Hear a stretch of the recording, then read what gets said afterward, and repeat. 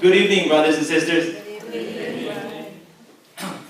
Has anyone of you ever built a cabinet or a desk out of a box that you have purchased from maybe IKEA or Office Depot? Raise your hand. You guys have ever done that? Well, maybe you can relate to this story here. So you're driving home, and it's a Saturday morning. You're driving home, and you have the box. You brought it out of your car, and you put it in a flat surface. You try to assemble the box, and you're in a hurry because you still have your son has a soccer practice, your daughter has a ballet practice, and your wife wanted you to fix a broken cabinet that has been broken for 3 days. So you're all very busy, and half an hour later, after building that cabinet, you still don't have a usable desk. And the reason why is because you have the left panel on the right side, and you have the right panel on the left side, and you don't know what to do with the rear panel. And you have like about 5 or 6 parts left, and you don't know what to do with. So just a little bit of a nudge on that desk, that thing will fall apart. And what do you think is the reason why the desk fell apart? Anyone? Yes? Because you didn't follow instructions? Exactly, we didn't follow the instructions, brothers and sisters. And you know what? Our talk for tonight has a little bit of a parallel to the Christian to building a desk out of pocket. God gave us a master plan. God gave us a plan of a desk that we are going to be building. And then sometimes because of the busy schedule, because of the distractions, and because of the chaos that's going on, sometimes we forget to read the instructions before we put it together. So tonight we are going to talk about the Christian family, and we have actually broken it up into 4 categories, 4 sections. The first section is that the family as an institution is under attack. And then the second segment is, what is God's plan for our family? Third section, we know what the plan is. A lot of us know what the plan is, but yet God's plan is not happening. And we'll talk about the reason why. And then the last one is, each and every one of us here has a responsibility, and we know we need to find out exactly what needs to be done in order for us to fulfill God's plan for us. So the first section, as I have stated, is the family as an institution is the very basis and stability of the family as an institution is under attack.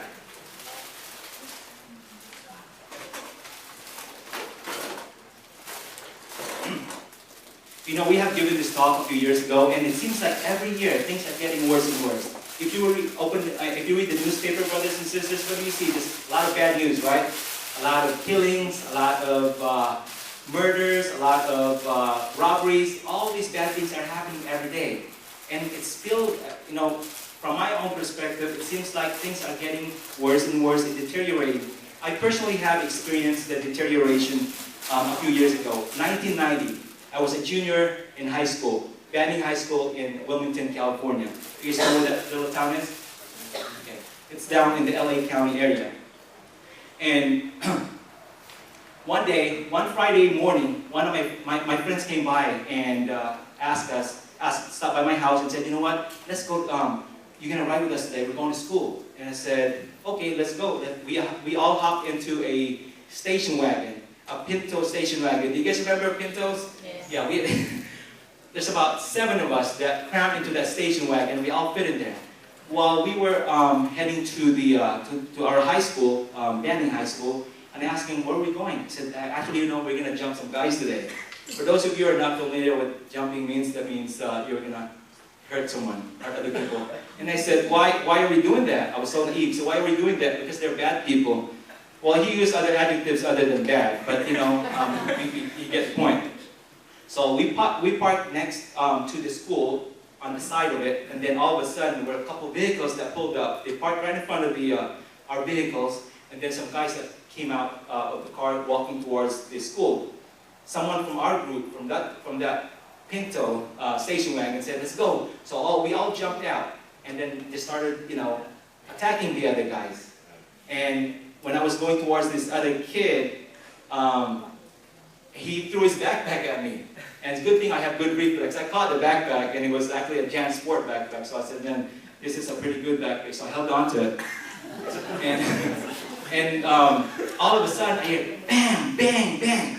3 shots fired. someone from our group started shooting. And you know what, brothers and sisters, the good thing is, God made that guy to become a bad shooter. Had he hit someone, I would have been an accessory to murder, and I won't be speaking here tonight with you. Not here, right? Maybe in my jail cell through a Skype. And I would have met this wonderful lady. But you know what, like I said, God is good, brothers and sisters. So we see all this deterioration happening. It happens to people that you probably know of, somebody that you go to church, somebody that you go to school or work with. It happens. You guys aware that in LA County grocery stores you can't have plastic bags? They ban plastic bags, right? For those of you who are using those plastic bag for liners, you better stock up. It's coming here in Orange County soon, guys. But you know what? You know what? The twisted thing about it, brothers and sisters, is that they ban plastic bag in grocery stors, yet killing innocent children is legal. How twisted is that system, right? I mean, it doesn't make sense. Like when you think about it, where are our priorities, brothers and sisters? So we have to actually keep. We can't allow the status quo to continue. We have to we have to actually face up to this attack and to come out with our families intact and even stronger. Well, the good news, brothers and sisters, is that God had foreseen all this from happening. So He had a master plan.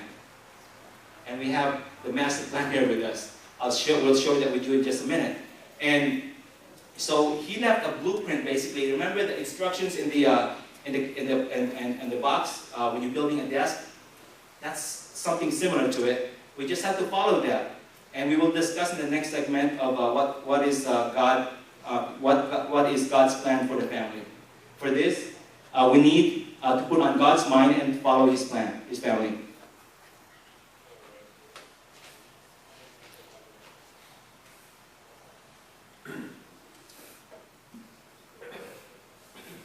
Okay, so what is God's plan for the family? What is God's vision for family? Let's begin with that. First, number one, the family is the basic unit of society. So that means we are important. We are vital. We have a vital role in building a good society, a good Christian society. Let's compare it with our own physical bodies, our own biological bodies. The basic unit of life is the cell. And according to our children's elementary textbook, a cell is the smallest unit of living matter. And each one must be able to carry out the processes of life. So imagine if the cell is not functioning well, then the whole body is affected. In the same way, being the basic unit of society, that means if one family is not functioning well, then the whole society is affected. So the family, as the basic unit of society, is no accident in history. It was meant to be so from the very beginning. In Genesis chapter 1, verses 27 to 28, it said, God created man in His image. In the divine image He created him. Male and female, He created them. God blessed them, saying, be fertile and multiply, fill the earth and subdue it. Have dominion over the fish of the sea, the birds of the air, and all the living things that move on the earth. There are three important components in this verse. Number one, it said God created man in His image. In the divine image He created him, male and female. So a family is composed of a man and woman and children. And currently, some people are saying that no, it's not like that anymore. It could be a man, a woman and a woman, and children. But no, God didn't say that. It's very clear in the Bible. It's man, woman, and children. Number 2 point here. Be fertile and multiply. Fill the earth and subdue it. We have to procreate. And in this day and age, we have abortions, we have contraceptions, and that's not what God's plan is for family. And number 3, we have dominion over the fish of the sea, the birds of the air, all the living things that move on the earth. It means we have power. We have the power. We are very crucial in building our society.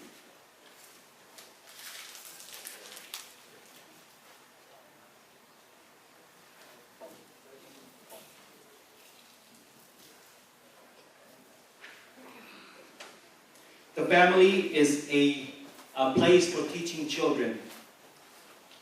Sometimes, brothers and sisters, we have to be careful of what we emphasize when we teach our kids. Teaching children is not necessarily sitting down like in a classroom style. We teach them using our, with our wisdoms, with our experiences, with our background, and things like that. And like many Americans, Lizette and I, my family, had gone through some tough economic times in the past few years. And so we tried to pinch pennies the past few years. As a result, we overemphasized on money rather than contentment. I'm going to repeat the mistake that we made, and a lot of probably Christian families also make mistakes. We overemphasized money over contentment. So our kids are pretty nosy. They ask a lot about things, about a lot of things. Like when I was talking to my daughter about my job, he was asking me, Dad, how much do you make an hour? And I said, what kind of question is that? And I told her, Nanya. I said, is that a lot of money? He said, no, Nanya business. You don't need to know about that. So eventually, our kids also, they don't go to a Catholic school, so we send them to catechism during school year. And to reinforce the things that they have learned from our house, and also reinforce the things that they have learned from the Couples for Christ ministry, specifically the CFC Kids ministry. And so they have found out eventually that it costs about $180, which is a donation actually that you donate to the church. It's not a fee because that's not even enough to pay for the instructions. So one rainy December last year, for like 2 weeks it was like pouring, and in my kids' catechism class there were not a lot of kids showing up. So when I picked up Sean one day, I asked him, "So how was class, Sean?" And Sean told me, "Well, there weren't a lot of kids again, Dad." And oh really? Oh, that's too bad, right? Because they're missing out. And he said, yeah, I even told them, you know what? If they only find out that it costs $180 for the whole school year, maybe more of them will show up more often. And that was pretty embarrassing actually for him to say that. And I said, well, hopefully nobody else heard it, Sean. He said, no, I think my teacher heard it because he said it out loud. So that was a pretty humiliating experience. And the good thing about it, brothers and sisters, that Tuesday nights is when their catechism class is. And on Tuesday nights, I have a love triangle. The love triangle is that there's an exposition of the Blessed Sacrament at the church. So my wife, myself, and Jesus have a date every Tuesday night. So it just kind of work out, when they have their catechism, and it's part of that $180. So, our other daughter, once again, I'm going back to the emphasis on the money rather than contentment. My daughter, she's my only daughter, and my favorite daughter. She believes in the Tooth Fairy. Any other adults believe in the Tooth Fairy? She came home one day with a bag, a Ziploc full of loose teeth, maybe about 5 loose teeth in a Ziploc. Wow. And I said, Lizzie, I didn't know you lost 5 teeth. And she said, no, Dad, these are not mine. These are my classmates, my friends. And he said, why do you have them? Because they don't believe in the Tooth Fairy. And I told them, you know what, can I have your teeth? Because I make $5 every time I give it to the Tooth Fairy. So I had $25 right here, Dad. Once again, that sounds funny. Even if you put it on Facebook, people probably will like, and it sounds funny. But once again, brothers and sisters, Lizette and I once again have missed the point. That's not the point that we were trying to portray. So raising our children is actually like planting a tree, a small tree. I have a small tree in my backyard, and it's a citrus tree actually.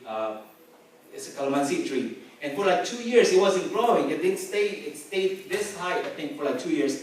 And I found out later on that the soil in our backyard are clayey, so it won't grow. So what I did was that I dug out around that tree, a small tree, and removed the clay and replaced it with a mixture of fertilizer and potting soil. So after a couple months, it started blooming. Now I have little calamansi fruits, little fruits. It's funny because the seeds actually some of the seeds were bigger than the fruit themselves. But I was still happy because they were growing. Now we have this blooming, we have all these leaves, it's top heavy, and they started to lean. And I said, oh, this is not good. So what I did is I removed some of the leaves, and I also installed 3 stakes to support it. Now, my calamansi tree, I wish I took a picture of it, it's going upward and it's got a lot of fruits. And we have to do that, brothers and sisters, with the trees. Same thing with our children. We need to support it, we need to fertilize it. And even as we mature, as we grow older, we still need the support of the community like this one here, the Couples for Christ, and people around at the church, for example, or our friends. We need the support, we need to be pruned as well. And what happens when a tree matures and it's top heavy, and then the wind blows, and it can snap, right? Just like this tree here, my back, and by my house. The tree snapped. When the tree snaps, maybe the motorists or bicyclists or pedestrians can get hurt. Like this is a pretty big tree actually. It didn't look that big, but somebody could have got hurt. The same thing with people. Even as adults, when you hear something in the news saying that, this guy here, he snapped, what usually happens? People around the person gets hurt. And the same thing with trees. So even as adults, we still need the reinforcement.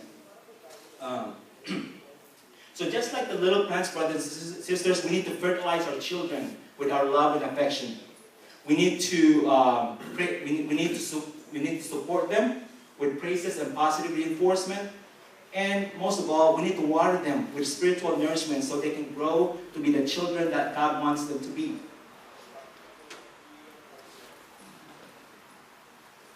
So the family is a place for to transmit wisdom and values.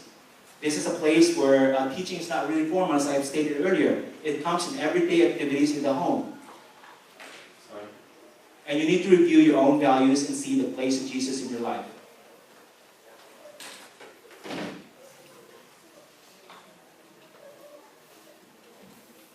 So number 3, the family is a place for training leaders. Pope John Paul II was hugely important. He was one of the most important popes in recent history. And when his mother died when he was still young, and after his mother's death, he became extremely close to his father. And his father was a very pious man, very prayerful, very righteous. And he devoted himself to raising Pope John Paul II. He devoted himself into the upbringing of Pope John Paul II. He was the one washing, cooking, sewing. He and Pope John Paul II spent time, shared a lot of meals together, lunch, dinner. They took walks at night.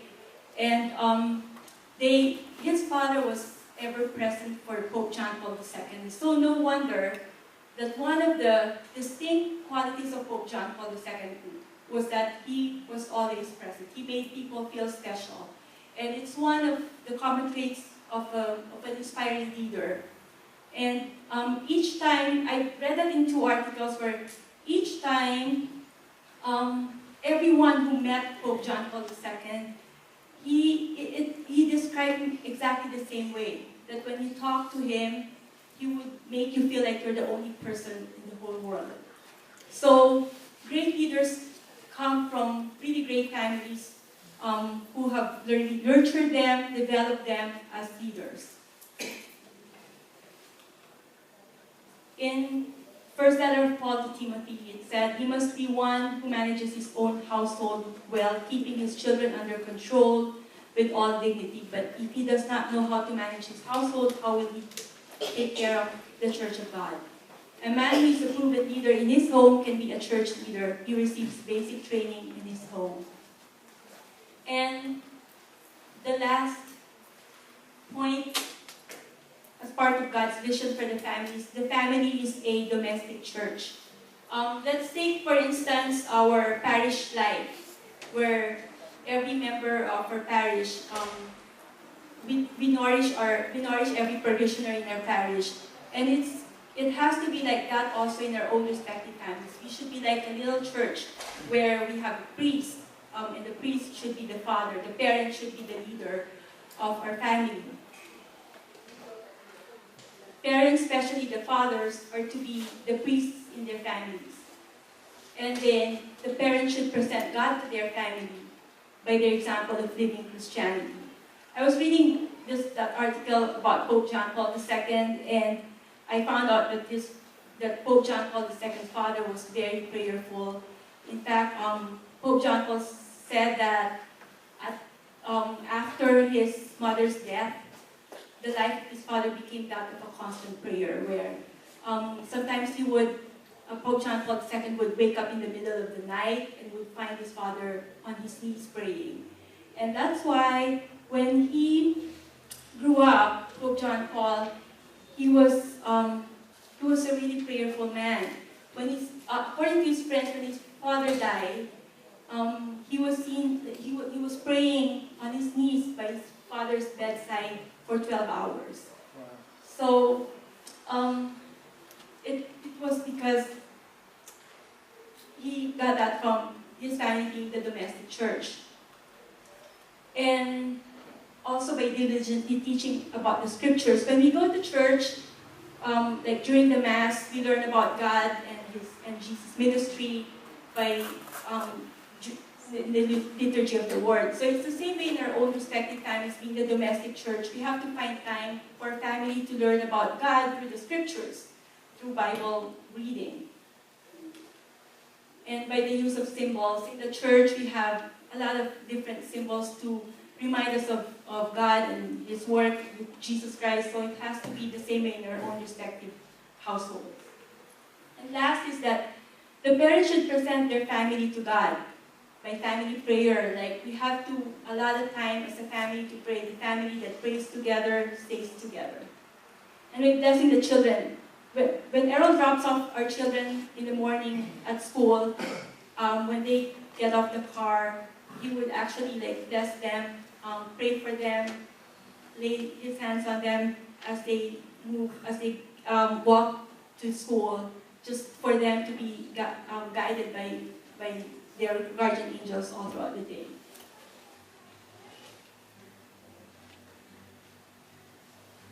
One time when I was blessing my kids, even though in public place I raised my hand like that and blessed them as they walk away.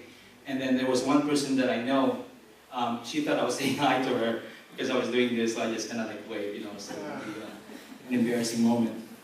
So let's talk about what we have learned so far with regards to God's plan for the family. We know that the family is the basic unit of our society. We also know that the family is the place for teaching and training children. And the family is the place for training leaders as well. And the family is a domestic church, as Lizette had just went over.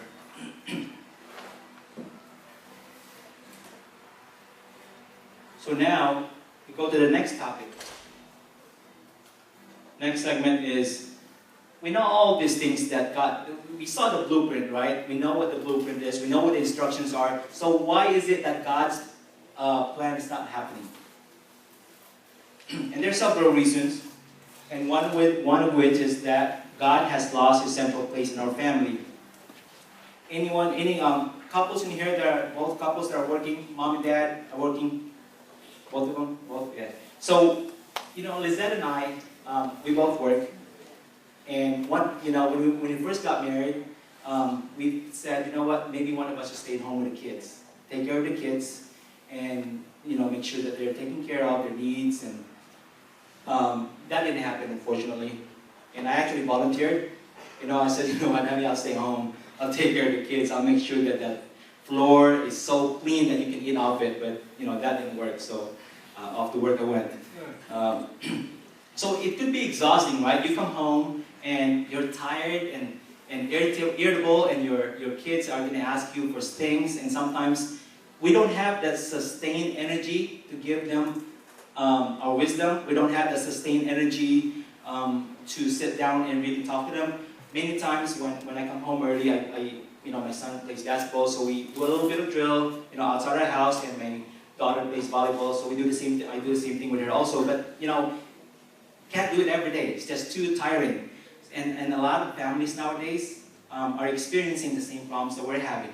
So when our kids would ask us, they said, Dad, can I stay up for another hour? And sometimes we don't want to say no, or we don't want to deal with it. You say, okay, yeah, without really thinking about it. Instead of us spending the time and explaining to them, kids actually need their sleep, we actually have to go back and sleep. But because of our busy schedules, because of us being tired, and we fall into that problem. And sometimes also, we have to use a little bit of bribery to get them to do things. Like, for example, my kids, sometimes they would forget to brush their teeth, they just go to sleep. So sometimes we would bribe them and say, you know what, if you brush your teeth without being reminded for the whole month, and then we'll go to yogurt land, which is the wrong way of teaching children, brothers and sisters. I'm giving you the wrong examples, by the way, okay, don't get this, like this is the right way. Because, and this is happening because of our busy schedule. And some parents that are so busy, they don't even have time to see their kids. So what they do is they bribe their kids, I guess I use the word bribe, they buy them all the ice, the iPhones, the iPods, all the ice in the world, so, you know, to make their kids feel, I guess, better that their parents are not there. I don't know. So this is the yes culture that we have created, brothers and sisters. It's a yes culture that we have created, and also an easy, a stress of an easy life. Wei Han, David Chang. Do you guys know who he is? You won't. And he's not a popular guy, he's not a familiar guy. David Chang was upset because his roommate would play loud music in the middle of the night. So David Chang wanted to actually move out of that apartment into another apartment next semester, which is going to be fall of 2014. Brothers and sisters, that didn't happen. Before that took place, before he was able to do that, he was murdered. You know why he was murdered? He was murdered because his roommate did not know how to deal with a no. His roommate does not know how to deal with rejections. And that's because we have created all this yes culture, and all of a sudden, somebody would say no to you and you don't know how to react.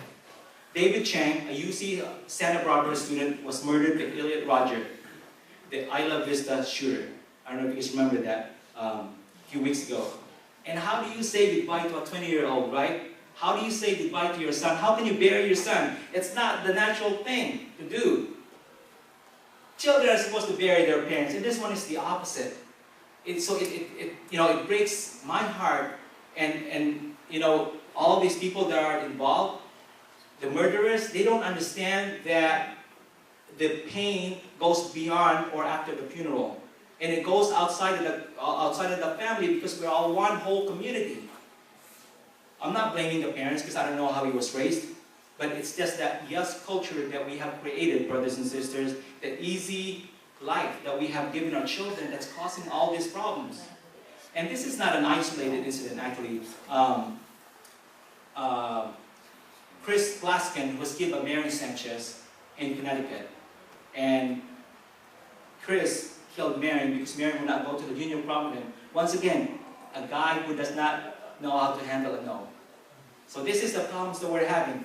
And many of our kids nowadays feel entitled, right? I am entitled to do this, I am entitled to get that. And this is once again the yes culture and the easy of stress of life that we have created. So parents no longer bring up their children in the discipline and instructions of the Lord. More and more parents look to psychology as a source of wisdom in raising their children. Husbands and wives do not follow God's order for them. So the family itself is losing its importance.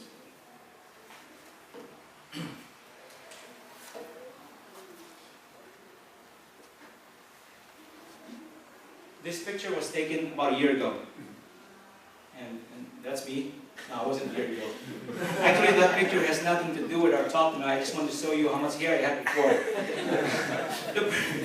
the person next to me, this is sister. Her name is Jessica. Jessica's mom and my mom, I think, are like third or fourth cousins, so we're like, 20th removed. But we treat each other like first cousins, though. Jessica had some bad choices in life, and that's a bad decision that she made in life, but she had corrected it, and she tried to do her best to raise the family that she has. One day she posted something on Facebook. I don't know if she copied this from somewhere, but she sounded like it was her own. And it said, "I had so much fun yesterday. I did something most of you have not done in years. I went to my brother's house. I had my kids, nieces and nephews, and my brother all together in the living room. We told stories, we laughed, we sang, we had conversations, we learned about each other. Before we had this lovely time, there was this little special box. Each of us put our phone and our tablet in this box, put a lid on it, and closed it. I'm sure the kids were sweating with anxiety at first, but they had a great time. They all really were laughing out loud, LOL. Time flew by so fast. Hours and hours have passed, and not one kid asked for their phone. Isn't that amazing? I haven't heard so many young voices and laughter like that in a long time. That was really fun. And she even said, you know what? Her nieces and nephews had asked for them to do it again. I mean, that's how exciting it was for them. So the family conversations in restaurants are almost gone, right? I mean, when you go to a restaurant, people don't talk anymore. They use their phones. And have you guys been to Chili's lately? Anyone been to Chili's? They have this device. They have a device where you can place a drink. I mean, you can order a drink actually, or you can order your dessert, and you can even pay your bills there. So they're getting rid of the waiters and waitresses. They just don't know that, but it's happening. And you know what the device does? That device will allow you to play your games just in case you forget your iPhone. You can play it, and it costs 99 cents. You pay 99 cents, so you don't have to talk to your kids. What a bargain, huh? So this is what the restaurants are doing nowadays, brothers and sisters, in our society. Or, for example, if you want to learn how to cook, you want to learn how to cook spaghetti. What do we do in my days? Because I'm older than most of you. So we would call our mom and say, hey, Mom, how do you cook a spaghetti or a pasta, whatever. But we don't do that anymore. We just email Mom, right? Or we text Mom, or we Google it. We ask Siri how to make pasta. So this is not good. So our kids, they learn the values and wisdom from social media. The pace of modern life has become so fast. This has made it difficult for lasting relationships to develop. The family is under attack by evil forces. So the question now, brothers and sisters, is what is it that we can do? What is it that we can do to make sure that God's plan happens? I'm going to turn and ask you guys that question. Anyone? What can we do to make sure that God's plan happens? What do you guys do in your household? I'm going to ask a young couple right here. What do you do in your household? Yeah, what do you do in your household? What's your household? They'll teach you guys.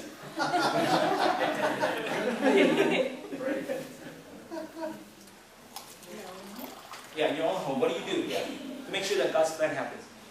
Well, we put God first. Okay. We try to give the children the importance of the duty. Okay. Together. Okay. Say the prayers together and spend time together. Okay, spend time together. Very good. All right. Anybody else? What else do you guys do at your house? Or what can we do? Even if you haven't done it yet, you just thought about it, maybe we should be doing this. We haven't done this in a long time. Anybody else? Any other volunteers? No? Brother Mark, what do you do? We pray together. Okay. We pray together and Okay. we talk to each other. It's very important. Okay. And we go to mass Okay, as a family, right? as a family. Okay, very good. Anything else? Rosa, at my house, Rosa. we're doing this as a half of the family because it's just my daughter and I. My other half is my husband and my son, and they don't even like to come to mass because my husband wasn't raised in a Catholic church, and we're trying to set them as an example for them to follow us and see, because my daughter is a great example even for me, because there's no matter what, you cannot make her miss mass. You make her really upset, trying to do something else. So we always trying to work for her to have it at time, just an hour for the mass, and my husband and my son starting to respect that. My son is coming more often, but my husband is still tough cooking. We'll get there. Yeah, All right. so we're gonna keep doing that. All right. Thank you, Rosa. And you know what? That's very true. Our kids nowadays, I don't want to sound self-righteous, but like our kids, they go to a Couples for Christ, where Kids for Christ ministry, and sometimes when somebody cuts me off and I'm about to say something, Dad, remember, Dad. I mean, our kids would correct us. And it's good, that they're there to remind us not to do those kind of things. So those are all valid. In addition to that, here are the other things as well. So we will provide you with some practical steps on how to fulfill God's plan for the family. Number one, make a decision that in your family you want God's plan to happen. So just like at work, when you have a project, you want to implement the project, you take action, you put together a project plan, you put your commitment to it until implementation. So it's the same thing in building a strong family. Building a strong family doesn't mean, taking your family to far exotic places. We talked about each other's strengths and weaknesses while sitting on a beach in Santa Barbara. So those are the kind of things that you can do with your family without really going and spending a whole lot of money.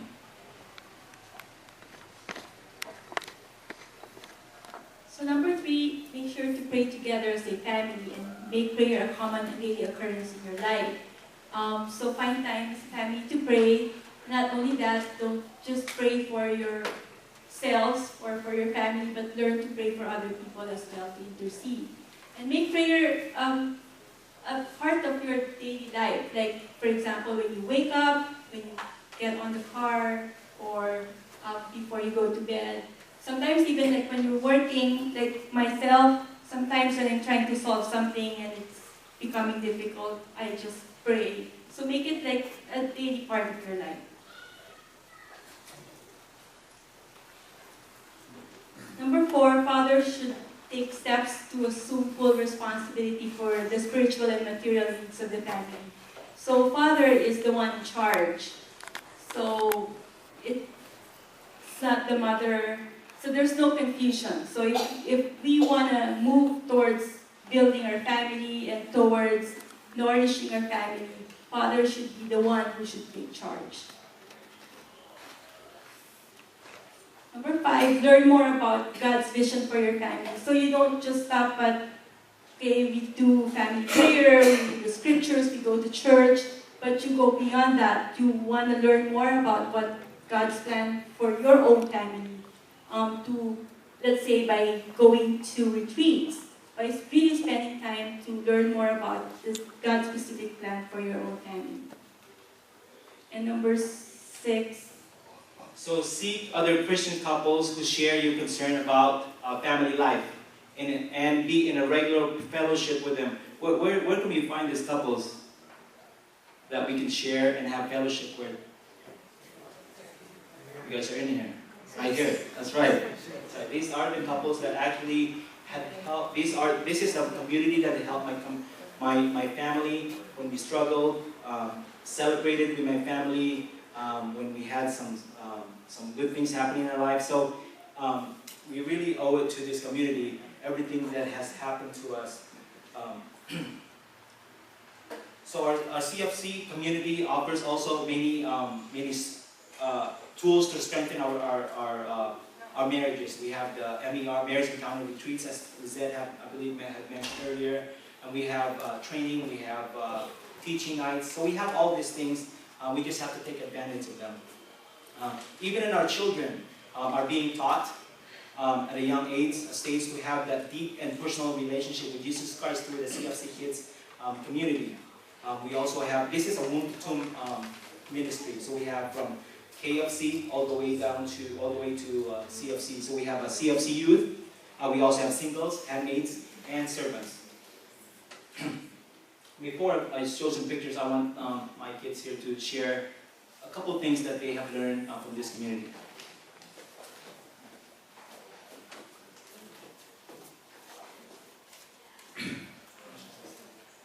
Hi, my name is Sean, and I'm going to talk to you about how the CFC Kids helped me. CFC Kids has taught me to be a better Christian and to follow my faith. Now I pray every night, always try to be good, and follow God's plan. CFC Kids has helped me to become a better Christian and a better person. Through this ministry, I have learned more about God and what He wants from all of us. I've learned how to be a good family member and how I should obey my parents. The CFC ministry has been good to me and taught me so much, and now I've become a better Christian. Thank you.